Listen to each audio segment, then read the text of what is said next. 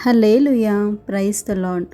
ನಮ್ಮ ಕರ್ತನಾದ ಯೇಸು ಕ್ರಿಸ್ತನ ಹೆಸರಿನಲ್ಲಿ ನಿಮ್ಮೆಲ್ಲರ ನಾನು ವಂದಿಸ್ತಾ ಇದ್ದೇನೆ. ಅಬಿಮೆಲೆಕ್ ಶೆಕೆಮ್ ನಗರದ ನಾಗರಿಕರನ್ನು ಪ್ರೇರೇಪಿಸಿ ಬಾಳನ ದೇವಾಲಯದ ಹಣವನ್ನು ಉಪಯೋಗಿಸಿಕೊಂಡು ಜನರನ್ನು ತನ್ನ ಸಹಾಯಕ್ಕೆ ನೇಮಿಸಿಕೊಂಡನು. ಅಧಿಕಾರವನ್ನು ಪಡೆಯುವ ಸಲುವಾಗಿ ಅವನು ತನ್ನ 70 ಸಹೋದರನನ್ನು ಒಂದೇ ಬಂಡೆಯ ಮೇಲೆ ನಿರ್ಭಯವಾಗಿ ಕೊಂದನು.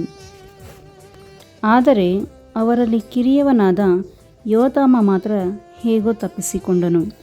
ಜೋತಾಮಗ ಮರಗಳು ಮುಳ್ಳುಗಿಡಗಳ ಮರವನ್ನು ಆರಿಸಿಕೊಂಡ ದೃಷ್ಟಾಂತವನ್ನು ಹೇಳಿದನು.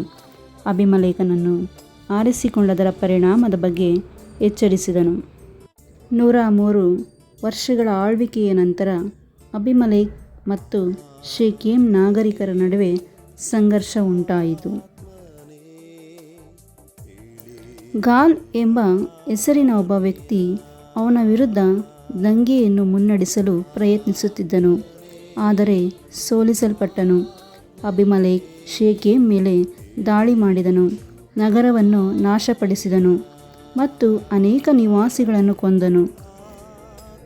ಸುಮಾರು 1000 ಜನರು ಆಶ್ರಯ ಪಡೆದಿದ್ದ ಗೋಪುರಕ್ಕೂ ಬೆಂಕಿ ಹಚ್ಚಿದನು.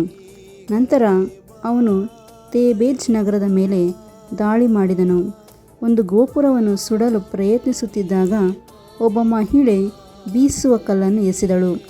ಅದು ಅವನ ತಲೆಯನ್ನು ಪುಡಿ ಮಾಡಿತು. ಹೀಗೆ ಅಬಿಮೆಲೆಕ್ ಸತ್ತನು. ಮತ್ತು ದೇವರು ಅವರು ಮಾಡಿದ ದುಷ್ಟತನಕ್ಕಾಗಿ ಅವನ ಮೇಲೆಯೂ ಶೆಕೆಮ್ ಮೇಲಿನ ಮೇಲೆಯೂ ಶಿಕ್ಷೆಯನ್ನು ಬರಮಾಡಿದನು.